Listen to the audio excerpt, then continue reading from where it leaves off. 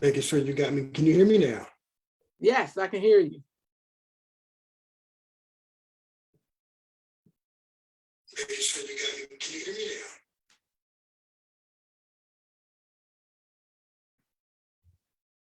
Making sure we're all good here. It's all good.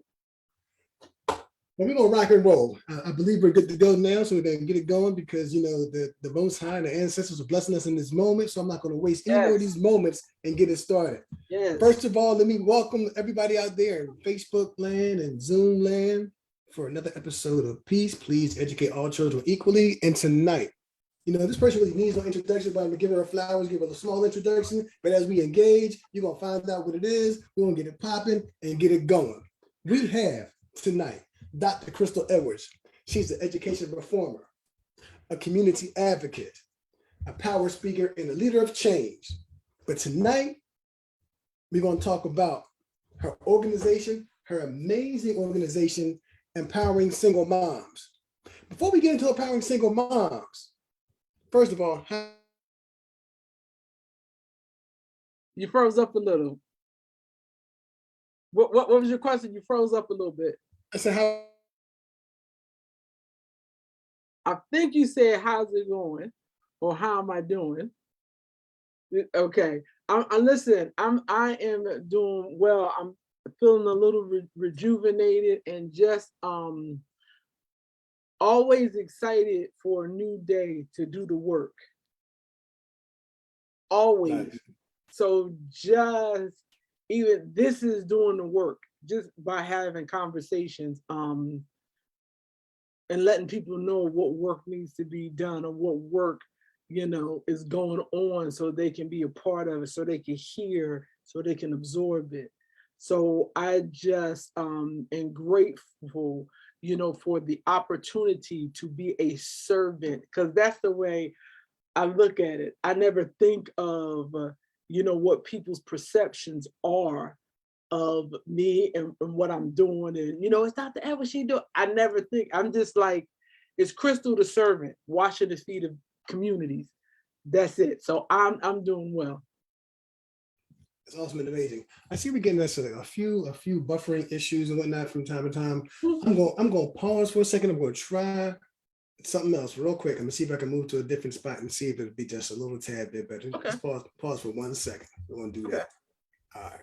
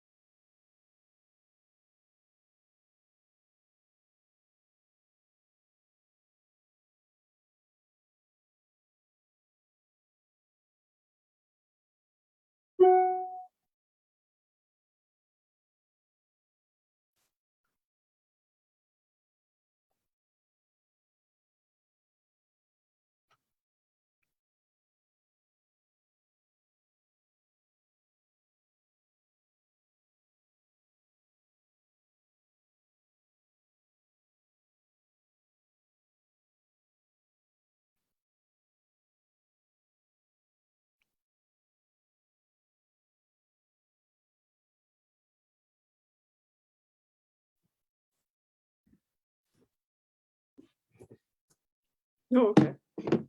Seems like a little bit better right here. Oh, you just, yeah, that's much better. A little better right here, a little better right here. So we're gonna get it going. Yes.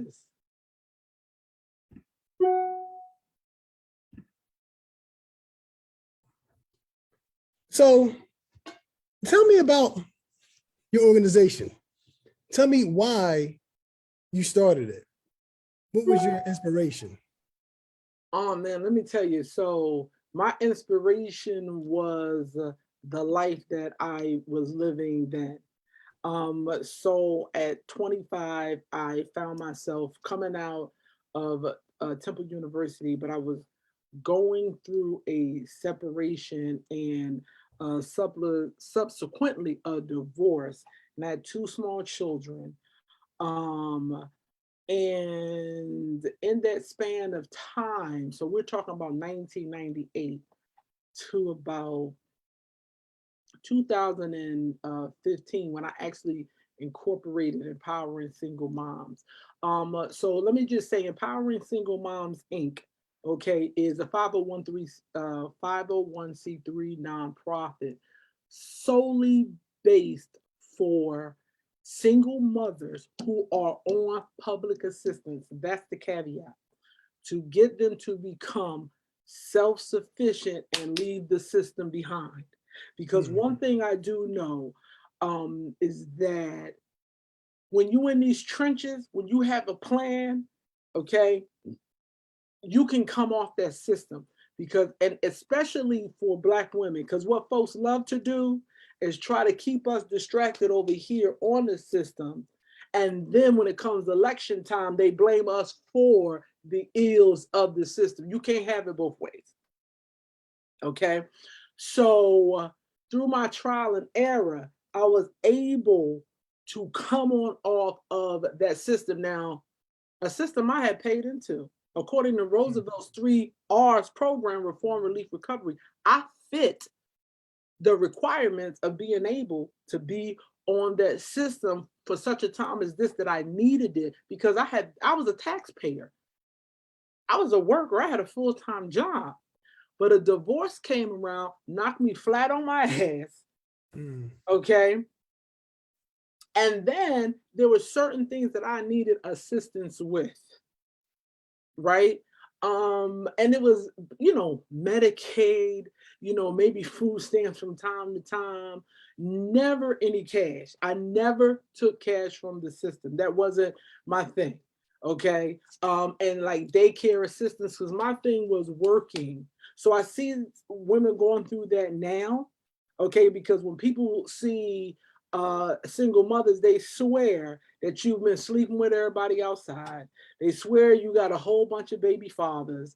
Okay, they swear that you have no work ethic. This is the stuff that is perpetrated and permeated in people's minds based off of what they see, not who they know, not, somebody that they actually have a relationship with who might be a single mother, who they're friends with or in their families. They go off of stereotypes and caricatures of what single mothers were. What I found in my situation, I was not that person. I didn't care what your perception was of a single mom. You didn't know me as a single mother. My ex-husband and I raised the children together. Okay. We had a relationship that was mutual and respectful. Okay. It wasn't no, your daddy ain't shit. And it was none of that went on in my narrative. And it doesn't go on in a lot of women's narrative, but because they see us by ourselves somewhere in the store, or maybe catching a bus or driving or wherever, and they see children, they automatically think that's where all my tax dollars are going. She's eating up the system. What about birth control? You mean the same birth control that you try to stop women from having now? You all up in people's uterus? But you want to blame someone. And what I found was, even though I didn't fit that narrative, I fit the perception of what people thought. So people can't tell me who I am. They haven't walked in my shoes. They didn't know what I was about. They didn't know me. They knew what they saw, which is two different things. So when I see moms really going through who really want to get off of public assistance, I'm like, sis, let's make a plan. Let's do it. You can do this, period. Yeah. And that's what we do. We go in hard. We get our goal sheet together. We do an intake. We start helping the sister put things together. We start doing some networking, some connections, and we go from there with the end goal of making sure that that woman gets off of public assistance and that to the best that we can do, there is mediation and negotiations between her and her children's father, her and her ex-husband, her and her ex-fiance, her and her ex-partner. Those things are really very important. So that is how empowering single moms came to be. So all that is powerful and amazing. And you know, I always say all the time, I say women are the strongest beings on this planet. You know, being raised by a grandmother, right, who basically raised me as a single mom for the most part, for most of my formative years. And I saw that firsthand, you know, between her needing to, you know, be involved in the system for a period of time and so on and so forth. But as a result of that, here I am today. You know, so what sort of, when you deal with the moms and the parents out there, is it difficult because of the stigma? You mentioned that, right? Is it difficult when you engage with them because maybe they're embarrassed or whatever the case may be? How taxing is that part to get them to say, listen, hey, I got you, you know, just get past that? You know what, that is very difficult, because I'm gonna tell you one thing that people, first of all, let's just get to statistically single mothers. The biggest group, the two biggest groups for single mothers who are almost split equally is not widows, is divorcees and single mothers who have never been married. Those are the two biggest groups, followed by the widow. Okay. And then there's a trace of the young lady that's been sexually taken advantage of and had children or had a child. That's still the single rape, forcible entry. If she has a child, that she's still a single mother. Okay. But these uteruses are on the Supreme Court, whether or not we can make decisions about our own bodies, but that's over here. But the stigma, especially for women of color, Black women, let me be clear, is overwhelming. It is overwhelming. So when I'm talking to women one-on-one, and Brother Nate, I can tell you, when I'm talking to women, the women who are in empowering single mom, who are seeking out empowering single moms, I've never worked with a woman who said, I just wanted to have some babies. I just had a couple babies. I just wanted to do, never. They were all in a partnership, in a marriage. Husband died. They got divorced. It's very rare that a woman says, oh, I just wanted to have a baby by myself. When Murphy Brown did it, the world was quiet.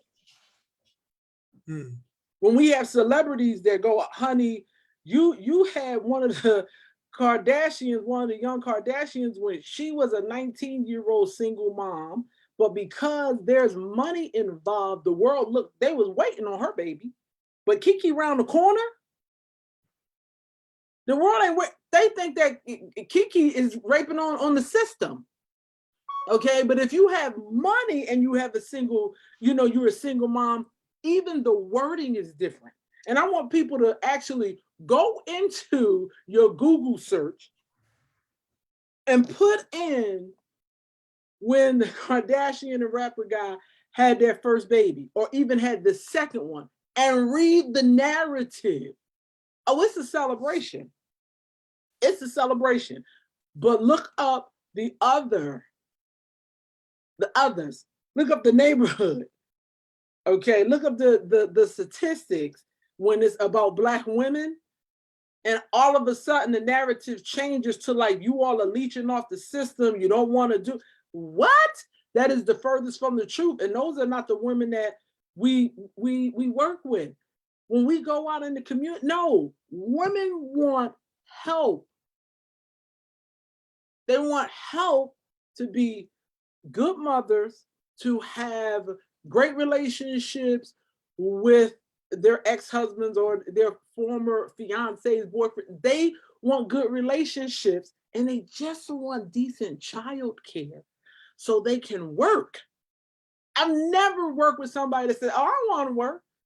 I just want to stay on this system. No, that has never been my experience in the years that I've been doing empowering single moms since 2004.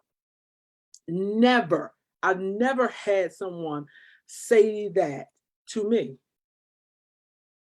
at all. And guess what? We're not here for everybody, because we're here for women who are really wanting to navigate and just need a little support, a little moral support.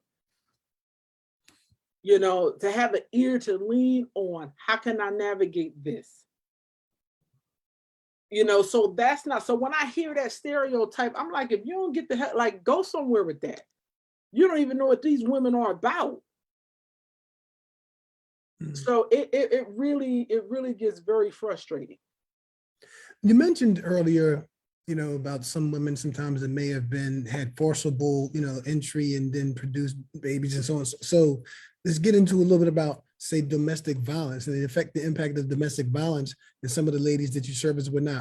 One of the bros, you know, shout out to Cy Otis chapter down there in Dover, trying to do some great work and talking about doing some programming for women that are, you know, victims of DV, you know, domestic violence or whatnot. That's right, intimate partner violence. Yeah, yeah. What sort of resources do you have for those women? We can talk sidebar as well too, but just share with the community what you have going on right now for them. So a lot of the times, if we ever have that we get to, so one of the things during intake, one of our foremost questions straight off the cuff is, are you safe right now? Okay.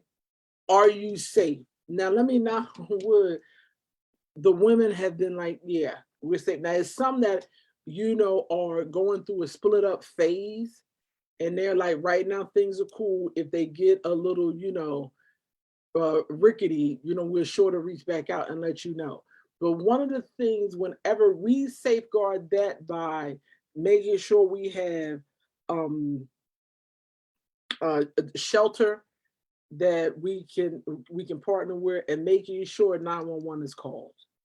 Because if she can't call 911, I can. we can, okay? And I have to shout out, you know, this cohort of women that we have at this particular time are like women who walked away when love was no longer being served at the table. Because if love not being served at the table and you watching everybody else eat, okay, then you gotta push back and say, this is not the table I should be in. Let me go sit at another table or build my own. But these women, how much strength is that? And let me tell you something, being a Black woman is not a precursor to being strong. Like, everybody just want Black women, oh, we just strong. No. Stop that narrative. Okay, because I want when I cry, I want the world to stop with my tears. Okay, we don't get that. We get, oh, you cry, oh, but you strong, you Black, you a Black woman, so the world, you can, you know, pick up the world on your no, stop that.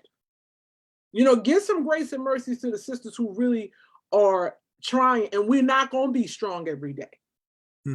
Okay, people want to make us so strong that we inhuman. No, you know, like stop that. There is a need out there. There are women who need support. They need that help, and they need to stop being told all the time, oh, you're strong, you can get through it. No, stop that. You know, but when there is any hint of violence, those are the two things that we immediate 911, immediate shelter referral, like right then and there. Now, none of the women that I've worked with in this cohort have gone through that. Last cohort, we definitely had one. But we definitely make those referrals like ASAP. Okay, that's awesome. So during the intake process, you identify the need. Oh, that's a listen, because I need to know. And my thing is, listen, if I'm in front of you, blink twice if that, you know, because I need to know. I need to know so we can definitely get the supports that, you know, are needed. Okay. I saw somewhere, I believe it was on one of the interviews that I saw either on YouTube or TV or something, where education, there was a person that you supported with their education. Talk about that. That warmed my heart. Talk about that for a Let little me bit. tell you How do something. I how can do say you her ever move name forward? because I just think she's just like when I say, you ask about it, partner violence, and sis had gone through that. And let me tell you something. There was a league of single women around her when she left, and her whole, story. And she said it before. Her sister and I worked together, and her sister would be asking me for advice, and I would be like, she need to do this and this and this. And her sister was like, we're worried about her safety. She just won't leave. And every day I'm on like, what's going on? Make sure that you all call her. Have you seen her? Have you? And she was just like, they did not know what to do. Well, she went to work in an abusive state, and her supervisor at that job shut that down. Called 911, had the police come. I mean, it was just a league of women who were there to support her on that day. And within the next couple of months, she was thoroughly into our program. And it was funny because it was at like the beginning stages of the pandemic, right? And she wouldn't turn her camera on, but I knew she was there. And then after we just kept working with her and seeing her confidence like go through the roof, within like a year, she was like a totally different person. Camera on, like really figuring out her next steps, but being an awesome mother, had the children in counseling. She had little babies, but just doing dynamic stuff because she just needed a little bit. And within like a year and a half, we began that conversation about school is one of your goals. This young lady had left a major university in her last semester with one class because she got into this relationship. Okay. And they, they have this saying that says, things that are bad for you, okay, when you intertwine and entertain them, will take you farther than you thought you would ever go. So when you are in it, it is taking your time. She looked up 10 years later in this abusive relationship and said, I gotta go. So now 10 years later, she graduates in August, that last class that she had. Wow. And Awesome. we definitely, Empowering Single Moms, paid a portion of that last class because that's what we believe in. And I never forget, she called, she was like, I'm gonna have to take it like the spring of 2020. And I was like, what? Oh no, you taking that class now. It's now. Let's do that now. She was like, I don't have the money. No, we got you. And then she got another grant, totally paid for the class. And just really excited that she will be a Temple University graduate. And her major was so timely that I was like, oh my gosh, everything in divine order. It was in public health. And I was like, in these pandemic times, like the world was waiting on you. Absolutely. To finish this. I mean, Absolutely. come on, 10 years ago, it would, because when I hear people talk about it's been so much time and it's so much time. No. Don't always think of how much time you feel like you've been delayed or denied. When it's your time, it's that divine intervention that this is the time that you need. What would she have done like 10 years ago in that field? It was kind of slow. Now that thing is booming and she's going to be out of there. So yeah, that's going to be our first Empowering Single Moms college grad who's going through the program and completely finished. And when that happens within a few months, I look forward to her being totally off of the system and then celebrating that. So that takes a lot of sponsorships and grants and support and so on and so forth. So for those out there that want to support your organization and support initiatives like this, how do they get at you? How do they contact you? Listen, they can. We take donations right on our website, empoweringsingle-moms-inc.org. And I will say this, it's for the longest time, and I still do it today. A portion of my own paycheck has always gone to empowering single moms because I believe in it and I know the work that we do. But when we do like our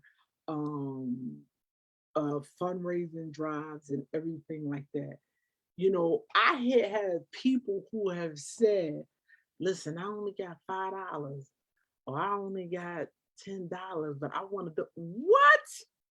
Let me tell you something. If 100 people gave $5 a month, because we had those, you can become a monthly donor. Mhm. If 100 people gave that's $500. That's money that goes towards, the van insurance. We have a 17-passenger van that we've been able to acquire through donations. We're going to settlement tomorrow on the Empowering Single Moms house. Like that's people's money.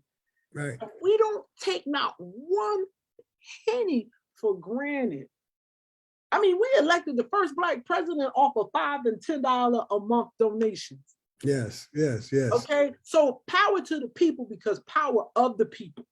Absolutely. Okay, when we collectively come together for something. Now, you just mentioned something that I was going to get to as like the closing thing, but since you brought it up, let's get into it. So tomorrow's the big day. Tomorrow's the big day. Talk about that space. Let me tell you something. But let me give everybody a background to this particular place. I love and just honor my soror and realtor Melinda Proctor of Remax Realty. She's like Melinda sits on like the real estate board of ethics in Delaware. She's a diamond realtor. I didn't even know they had that. But just wonderful. So in the fall, I was like, you know what? It's now time to really get serious about finding this place. So Melinda would take me to different houses and everything like that just to look. And some of them, were a little out of the price range. And I'm always thinking in my mind, if we're not in a good funding stream, or, we don't have that type of money to, sustain something, I'm always the backup. I'm gonna make sure the stuff gets done, gets paid, because that's just, this is where my heart is at. This is like a child that I birthed, right? So she took me to this street. It was 2 houses on the street, and the one house we went into, it was like 145,000. And I was like, it was nice. And I was like, I might not be able to carry a mortgage like that for Empowering Single Moms. So maybe this isn't it. That house sold.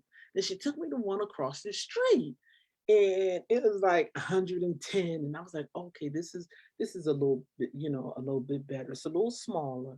And I was like, look like it has a few issues. This might not be the space.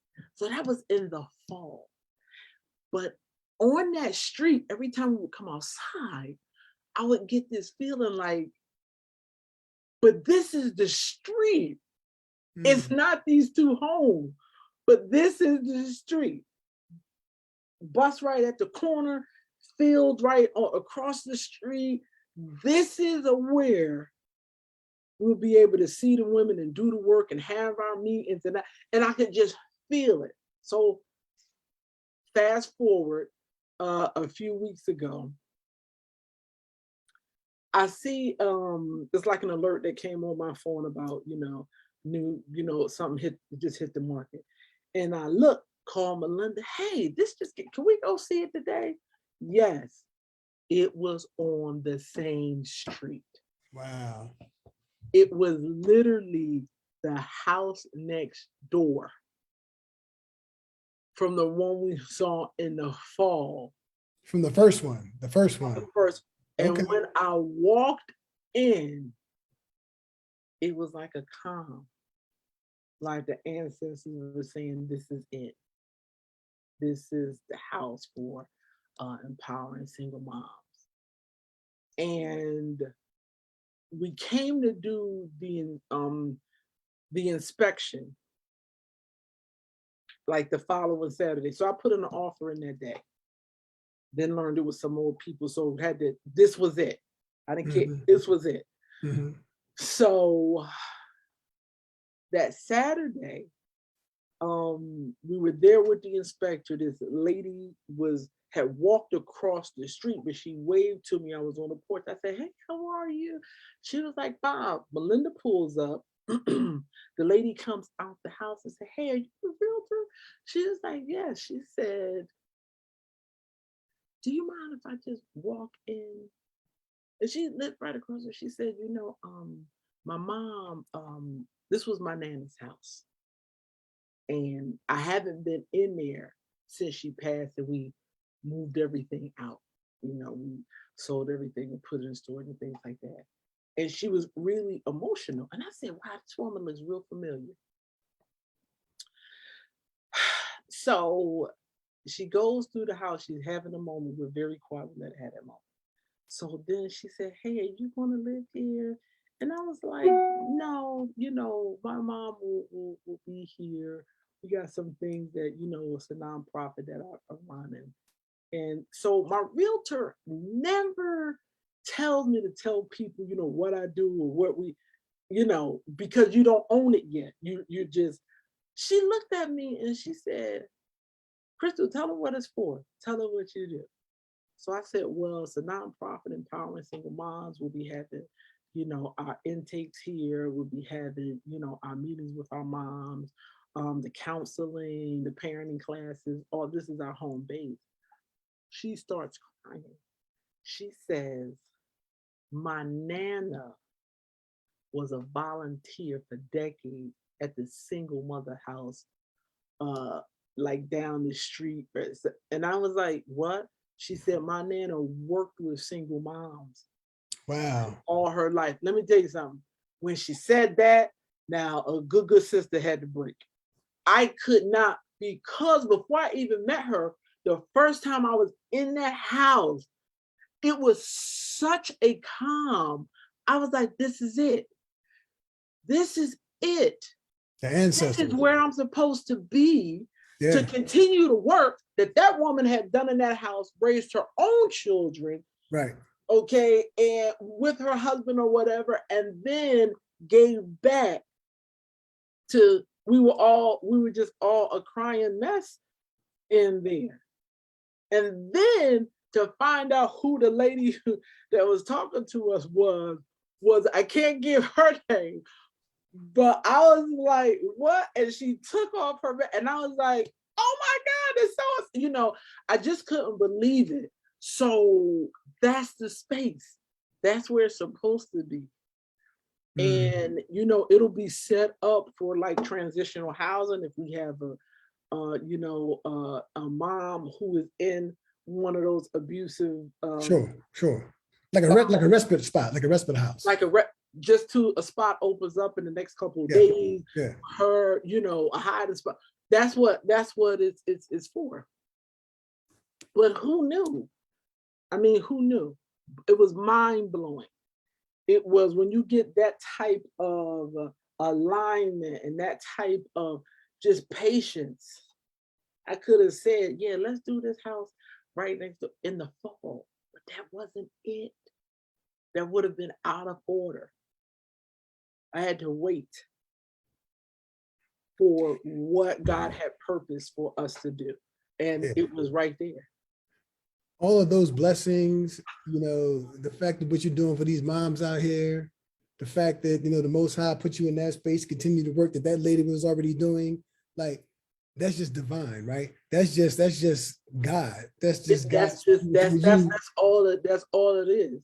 Yeah. That is just all it is. And it is really like overwhelming. But just as a nonprofit leader, I don't people say, well, what's your salary? What I'm like, I don't think I ever I don't have no salary. Like, this is what I do. We have a group of volunteers. We have, like I said, we have our donors that give the $20 a month. And folks, I want to encourage you to become a monthly donor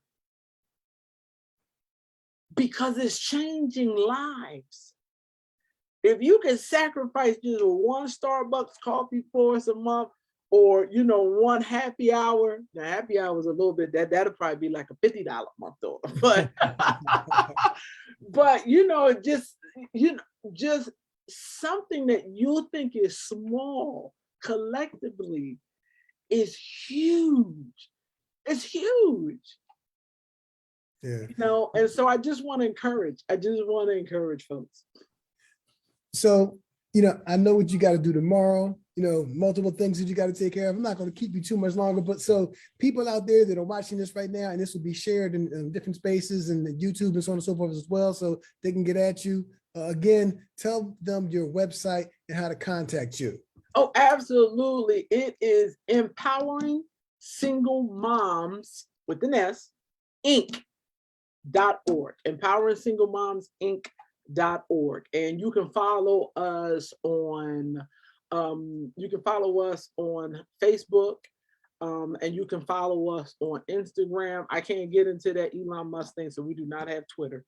Okay, I'm not even going to read on. Listen, read for the people, about the people.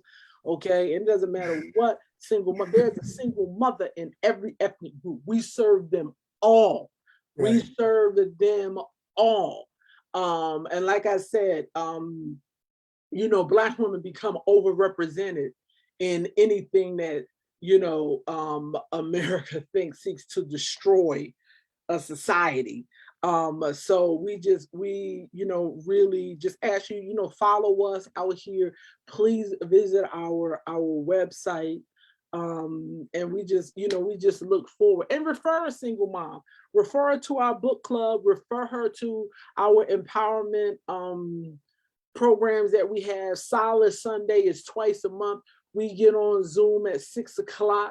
We have a special guest that is there to impart some type of wisdom, encouragement, some type of goal, some type of class, something. You never have a session with us where you didn't learn something. And our moms will tell you, when we get on Sundays, listen, we have our snacks, I want whatever. The one thing they have to have is their paper and pencil, because we get in it. And we're just coming out of our 6-week housing discrimination class, which was real powerful. And that ran from March to May. So we're out here empowering, educating, and embracing single moms. Here we go. Dr. Krista Edwards, Empowering Single Moms, Inc., the awesome, and amazing community. When I posted this and I didn't know, well, first of all, I had to know. As many people who knew you that people that I didn't even think knew you said, oh, she's awesome and amazing. She's about to drop it. She's about to bring it. So, it's out there, especially down here in Delaware and all around, so, anything that I can do again to support what you're doing, definitely, like I said, I'm working with the Social Actions Committee for the chapter I'm in and whatnot. And so we already had a conversation just before I got on this call talking about you. So stay tuned for some. Listen, I appreciate it. Listen, Brother Dan, I appreciate it. And I do want, it's, I'm here for the single mom, but I want the good single fathers and the brothers to know that an empowering single mom, we're not coming sideways for men. That's not what we do.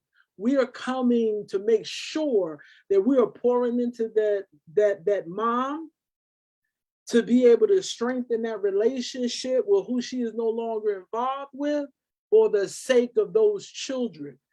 Moms can't get on there talk about the dad ain't shit. That's not where we're at. We don't do that, okay? If there's issue with the other baby, we don't get into that. We're building her up so that those children can see, so that even though the relationship is gone, the connection can never be broken. Once you bear a child by you listen, that child is a part of him, period. We build that thing up. Okay, because when we get into the muck and mire and stuff starts to sprout up wonderful flowers and we start sprouting up good intentions and great relationships, our neighborhoods change. That's research-based. Schools begin to change.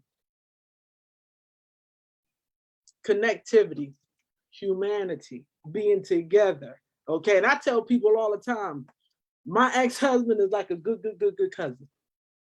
Okay, so it's the work, but it can work once we start really putting stuff on the line and having those conversations about, I got broken, I'm heartbroken, there's hatred in my heart, I don't want him to see it.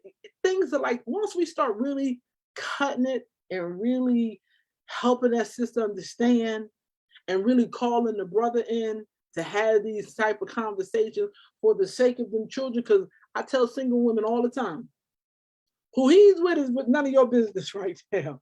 We're trying to build up you and to have a good relationship with him, because guess what? It don't matter how much you might not agree with him or how much you hate him, those children naturally just love their parents. They just I love my dad. They just that's their dad. Yeah. That's their mom. So we build on that. Yeah. So thank you so very much. Thank you again. And listen, before we go, I got to make sure I shout out, the birthday of, Alhaji Malik Shabazz, Minister Come Malcolm on X, now. his birthday today. Listen. And listen, I love it. Louise Little, who was his mom, became a his single mom. mom after his dad was murdered. And then although she went through her trials and tribulations, just imagine if she had an organization back then, such as yours. Then after he gets assassinated, then Betty Shabazz, rest in peace, she became a single mom. And I'm sorry, they weren't out sleeping with the whole neighborhood. They weren't those type. They didn't do that. Their husbands were murdered in the struggle. Okay, right. Malcolm's father was put on train tracks in Omaha, Nebraska, when the train was coming. Absolutely. Dissected him all up, riddled his whole body, and left that widow with those children to be told from people that you don't have anything, and telling little Malcolm that you can't be that. What? Come on now. Just like what we got going on today. Rest in peace to all those that went through that tragedy up in Buffalo, New York. Buffalo, New York. Yeah. So did you catch what one of the sons of one of our dearly departed ancestors? Because if you notice, there were a lot of our elderly people who were victim to this here, to the perpetrator. Because we don't need to say names and all of that stuff. We give, when us being slaughtered, the perpetrator gives more airplay and more sympathy than the folks that we just had to lay in the ground. But the son said, basically, it don't matter how much good we do, how much we're a part of society, how much we pay our taxes, how much we're good citizens. Just because we're Black, we are disposable. Yeah, we are marked victims. That's a different, that part right there, and we'll talk offline about another conversation that we're having about that part, how to handle that situation as well. So we're going to keep it on you right now, you know what I mean, to talk about, the work you're doing and whatnot. But that other thing, that's another conversation. Definitely come back and talk about that another time and whatnot. But I want to make sure I pay homage to those strong women, because they had to be strong after their husbands were murdered. And just still look what they produced. They produced this brother right here. That's Malcolm right. X, right? That's right. Who changed the world and the worldview for so many of us. And the struggle continues. It's still going on to this day. The struggle continues. But for sure. Because the headlines then are the same as the headlines now. Now we can't even go grocery shopping. Facts. But thank you so much. And thank you for everybody who, who thought it not robbery just to come in and be a part of this conversation on, through the streaming and the social media and the webinar and everything like that. Because we definitely don't, take people's time for granted. So thank you out there. Absolutely. This here will conclude our last session for the month of May. Way to close it out. Sister, Dr. Crystal Edwards here, and Empowering Single Moms Inc. We definitely want to make sure that we support her. And she's already provided you with the information to support her. Please reach out to the sister directly through our organization. And we're looking for bigger and better things. That one house is going to become multiple houses and centers. I already see it. I already see it happening whatnot. And I want to tell all my good sisters out there, all my single moms and everything who in the struggle, listen. Father's Day is coming up. Don't give yourself no card and tell yourself Happy Father's Day. Don't do it. Do not do it. Your day was May 8th. We're not going to do these single mother. We're not going to do these single mother Happy Father's Day cards. Cut that shit. Cut it out. Cut it out. Let them children call that man and tell them Happy Father's Day. Because no matter what he paying and not paying, what y'all going through, that's them children's father. Let them start coloring on a folded up piece of paper and making a Father's Day card, and let them celebrate their fathers. Not your father. It's their father. Okay. So let me just say that. Let me just say it real quick. I have nothing else to say. I'm just going to let it end right there. Listen again. I can feel it in my shut up that a sister's going to be like, but it's my day coming up too. Okay. No, boo. No, boo. You had yours in May. Let's get these brothers, let's build them up for June. Let's start having these conversations. Thank you, Brother Dave. Thank you, Mama. Listen, hey, everybody out there in Facebook land, Zoom land, again, please educate all children equally and educate the people. Share this link, share these streams, reach out to Dr. Edwards because she's doing awesome and amazing work. This concludes our show for this evening. Stay on real quick, sis. Stay on. Okay. This concludes our show for this evening. Thank you very much. Good night. Good night.